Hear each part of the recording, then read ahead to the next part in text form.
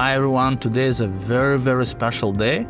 I'm excited because I'm going to my first closing. I have not visited a tile company for a long time, maybe 5 or maybe even 8 years, because all closings are signed by transaction coordinators.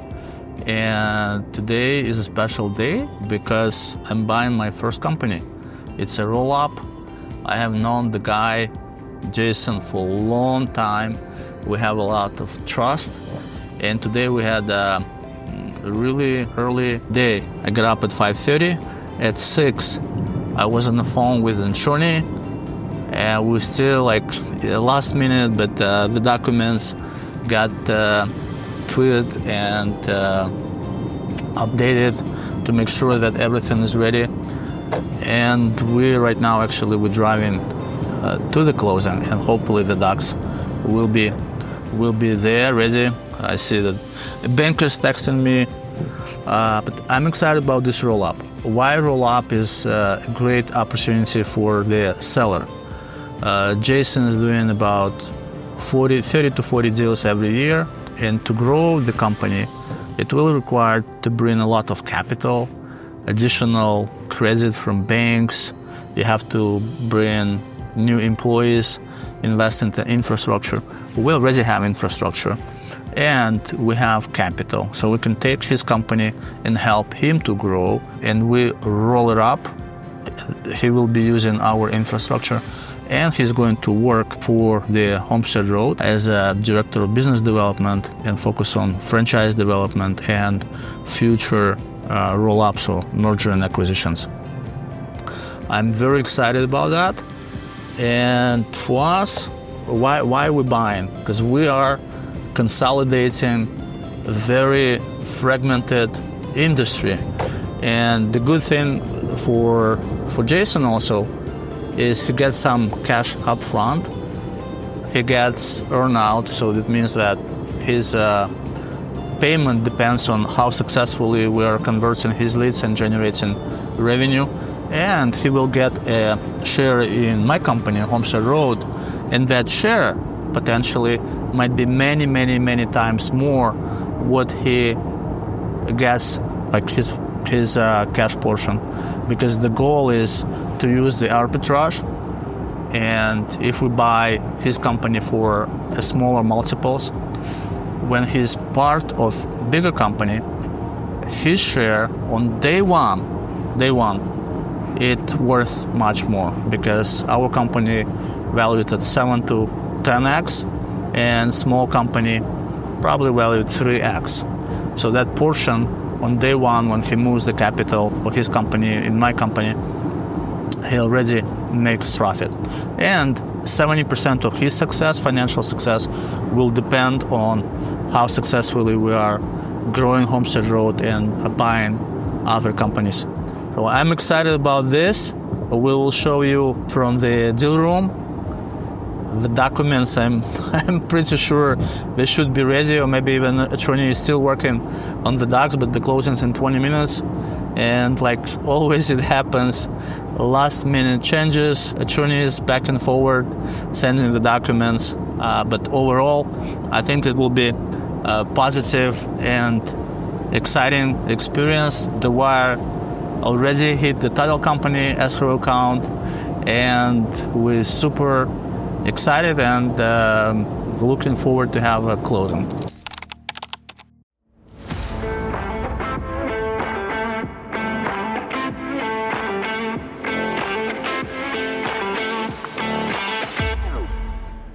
All right, it's time to close our first deal.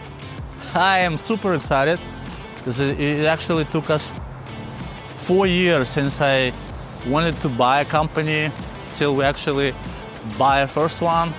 And I think it's very similar to buying the first house. Like, people talk a lot about it, but when you actually pull the trigger and do a first deal, it will be much easier. Okay, now I have to figure out where the title company, because I haven't visited for a long time. Okay, 73. Oh, here it is. Okay, well, let's go.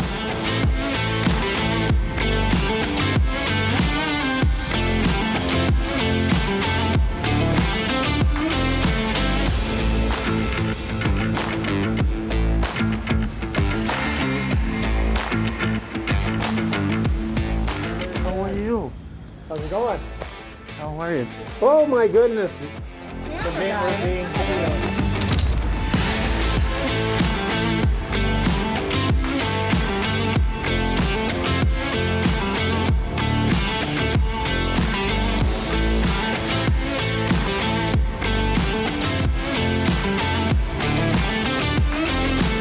Yep. All right. Yay. All right. Welcome to Homestead Road. Thank you. All right. Well, Jason, congratulations.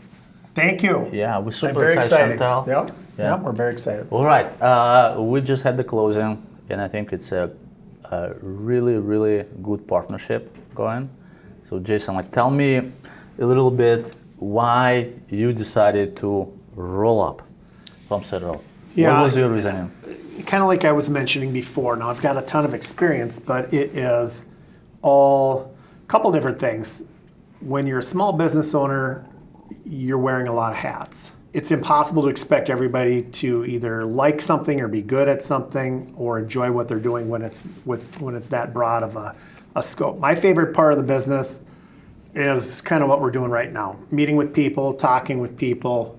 That's what I like to do.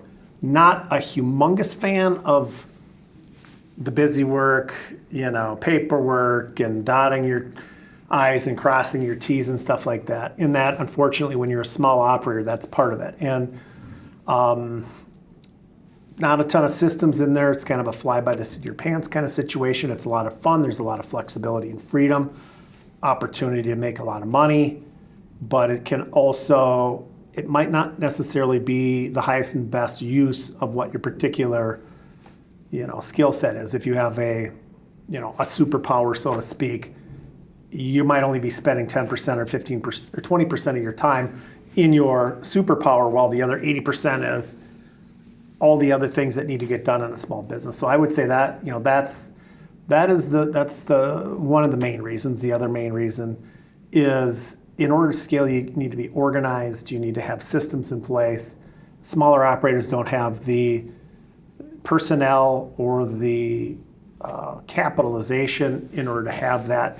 And really, if you're going to do 30 or 40 deals a year like we're doing, you really don't need that on the scalability level, but it can get frustrating because things will fall through the cracks. So the other thing is I see a lot of organization in your systems, processes, and people that I feel I would be able to leverage that and spend more time in I believe when you grow, you lose excitement because you have to not only be in front of people or close deals, you have to do the paperwork, transaction coordination. And maybe you don't even have the aptitude to do that. So you might hire out, and then that doesn't necessarily mean that you're going to get any better.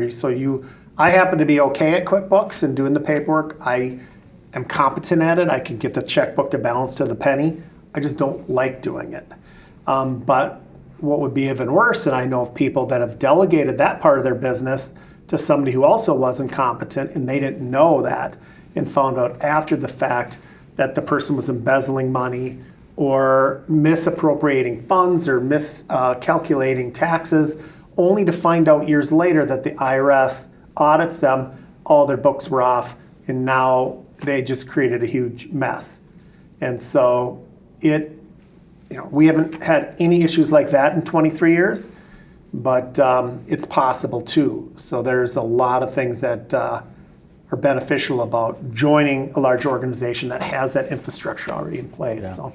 And can you talk a little bit about your background? Because you've been in business longer than I was. Yeah. Well, and I can't remember the first time that we met. I think it was at a real estate investors group meeting in Hopkins or something like that. I was given a spiel, and I remember chatting with you afterwards, and we had dinner or lunch or something like that afterwards. But background is I kind of a serial entrepreneur. I mean, in general, just like that, the feel of being in business for myself or whatever. I've done all kinds of different businesses, from vending machines to cleaning businesses, service businesses, retail businesses, you name it. But the business that I was in prior to this business was a mortgage business. And so I was doing mortgages. I've got about a decade as a mortgage broker, and ran into people that didn't have enough. They were in foreclosure and didn't have enough equity for me to assist them in a refinance. And so what I ended up doing, and I knew there was equity there back then. It was like maybe 30 or 40 grand. It seemed like a lot of money. What I ended up doing was pulling 6 figures in cash off credit cards. And it was a foreclosure, so I got a cashier's check, walked into the foreclosing attorney, and said, here's the money, and then they gave me a certificate of redemption or a sheriff's certificate or whatever it was. And then I would go and refinance it. And then did that a couple times, built a portfolio, went to a bank, got a credit line, and then ran into driving down the road in 2001, saw a We Buy the Houses billboard. And I think that's what I was doing when we met. And I called them up. Is this a franchise? Yep, it is. So they sent me their franchise offering circular. And 5 months later, I was a franchise. And that was April 2002. In 2003, we were the #1 office in the country. Wow. Our first full year in the business, we did over 100 houses. And we're #1 in the country out of 200 franchises. That was how we started. And rode that wave all the way up until a little something happened in 2006, 7, and 8. Maybe you're familiar with that. Financial crisis. And at that point, there were a dozen Homevestors franchises in the Twin Cities, dropped down to 4. So eight locations immediately evaporated. And it was just like survival mode for, whatever, probably 4 or 5 years. And then just kind of built it back up. And then we started seeing this other company pop up, Homestead Road. Have you heard of them? They started popping up on all of the Google AdWords keyword searches. I would remember being in our ad council meeting, and I would Google ugly houses. And the company I was with wasn't showing up. #1, #2, sometimes not even #3. And I'm like, well, who is this Homestead Road? What are they doing and why are they eating our lunch? That went on and on for about 5 years. And then I finally said, well, I want to build something that I could potentially sell at some point. And I wasn't able to do that, unfortunately, inside the Homevestors framework. Love those guys, love Homevestors, no hard feelings. We left on very good terms, but wasn't able to build that beyond the franchise agreement. And so decided to start what has now become Twin Cities Home Buyers, which is now a part of Homestead Road, so it's actually been full circle. Yeah. Full circle from us meeting probably in maybe 2005 or 6, maybe something like that, and then the Homevestors thing, and then you started your business up, and then I started a different business up after that. Probably 8 years after you started yours up, I started mine up. So I was in it before you, but you had owned yours longer, and then here we are again. Yeah. Full circle. Well, congratulations on selling and collecting 7-figure check. Yeah, awesome. Great job. Thank you. Welcome. Well, thank you. So now, we're joining the forces, and we're super excited because we're also looking for more partners to roll up and to consolidate and really professionalize the business. Right. Because I believe every fix and flip operator deserves to have opportunity to sell a business. Right. And I don't know many people who in our space were able to sell. It's a difficult space. That's a little bit of an aside. There is on 2 different occasions I did list the business with a business broker. How successful were you? So the first time was when I was with Homevestors, and I didn't get very far because Homevestors did not approve of the potential sale. So that didn't get anywhere. And then later listed it again independently, and it is a difficult business to sell because it's complicated for most people to understand. And so that was kind of the other reason it's a natural fit for us to do this together. There might have been one or two maybe other possibilities.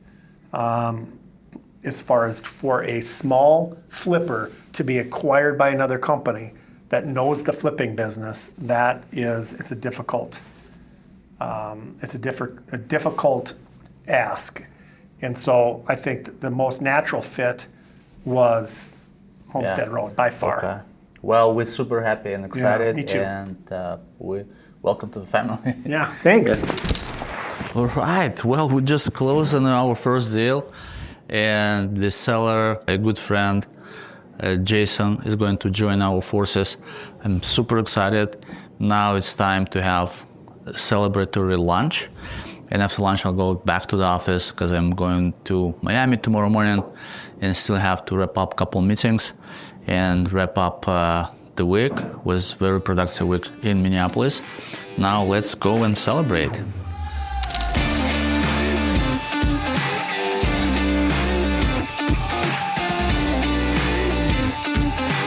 So now we're going to the restaurant to have a lunch to celebrate the transaction. And I just want to clarify the roll-up. What's roll-up? Well, what we exactly buy. So we bought the company for 8-figure, but we didn't pay all the cash up front. We only paid 40% cash up front. And then another 30% will be paid over a period of 2 years, because we don't want to buy something and then without performance. We want to make sure that the company performs. And after another 1/3 of the proceeds will be equity in my company, a small percentage based on valuation that we agreed. So usually a seller gets 30 to 40% cash, 30% earnout. That means that he needs to hit certain metrics in order to get the payoff, and 30% equity in the business. That's a typical transaction when you have a bigger transaction. If it's a small transaction, probably that will be all cash, but we want to owner to stay in the business and be interested in growing the business. We want to take all the minutia stuff like paperwork and dealing with payroll, accounting, and let them do what they do best. It is to close deals and talk to sellers. So we have 8 more projects in the pipeline. And when we're going to integrate successfully this company, we're going to reach out to other business owners and to do our roll-up. That's the strategy called roll-up, because you take the company and roll it into parent company, and the goal to build a bigger pie. So 1/3 that he rolls into parent company potentially can cost many times more. So a person gets a first bite of the apple when they get cash. When we're going to recapitalize the company, they'll get the second bite of the apple, and they can get the third bite of the apple. And so every time when there is a company sale, they'll get a piece. And that's what creates excitement, because small company just valued at very little. However, when you're part of a bigger company, you have bigger multiples, and the company worth more because there are processes, there are systems, and that's why investors or private equity groups willing to pay more for a bigger business, because it is less risky. And small business is a risk. All right, well, time to celebrate and have a glass of wine, so let's go.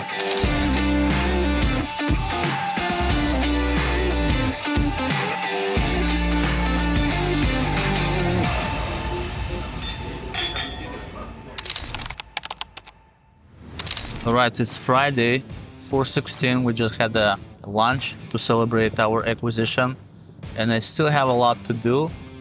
Now I have to go back to the office and to start onboarding, because we bought a business. And with this business, we also bought 5 properties, projects in process. So we want to make sure that We submit our paperwork to HR department to onboard properly Jason and to welcome him on Monday. And today also is a Halloween, and I'm flying out to back home to Miami. It was a productive day, actually 3 days here in Minneapolis, and I'm excited about our first acquisition. I'll remember that. I think very important event, very similar to like a buy a first house. We've done over 3,000 houses, but I remember my pink house that I bought many years ago. Probably I will remember forever the first acquisition, and looking forward to do more acquisitions.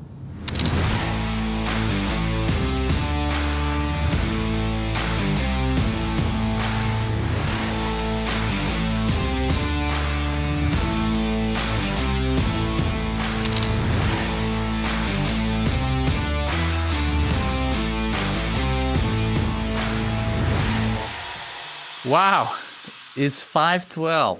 What a long day today. We've done so much. In the morning, I met my attorney at 6 a.m. Then I met my friend at 8. I had the meeting with the tech guy today. And then we had the highlight of our day is we purchased the first company. This is closing documents, and we still have to process those. But it's 5:12, Friday. Very productive day, and I think it's time to celebrate and to enjoy the weekend. And I will be out tomorrow morning on my way to Miami to warm weather. Thank you for watching this video. I hope you learned something so you can understand how to run a $100 million company.